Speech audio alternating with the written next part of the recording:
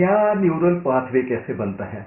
जब हम कोई काम पहली मर्तबा करते हैं तो हमारे न्यूरॉन जो हैं ये एक्टिवेट हो जाते हैं और एक दूसरे के साथ कनेक्शन बनाते हैं, और ये आप देखें कि आपके सामने किस तरह कनेक्शन बनाया इन्होंने, और उसी कनेक्शन को अब आप ज़रा करीब से देख रहे हैं।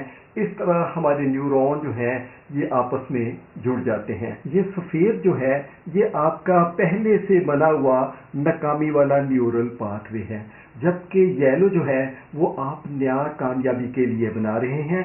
और जो आप प्रैक्टिस करते हैं ये मजबूत से मजबूत तर होता चला जाता है, जबकि वो कमज़ोर से कमज़ोर तर होता चला जाता है, हत्ता कि वो ख़त्म हो जाता है। अब आप ये देखिएगा कि न्यूरॉन किस तरह अपना रास्ता तब्दील करता है। जब आप बार बार मेंटल रिहर्सल करते हैं तो ये अपना रास्ता ही बदल लेता है, और ये देखिएगा कि उसने अपना रास्ते को तब्दील कर लिया। इस तरह हमारे न्यूरल पाथवे पुख्ता हो जाते हैं और इसको न्यूरोप्लास्टिसिटी कहते हैं।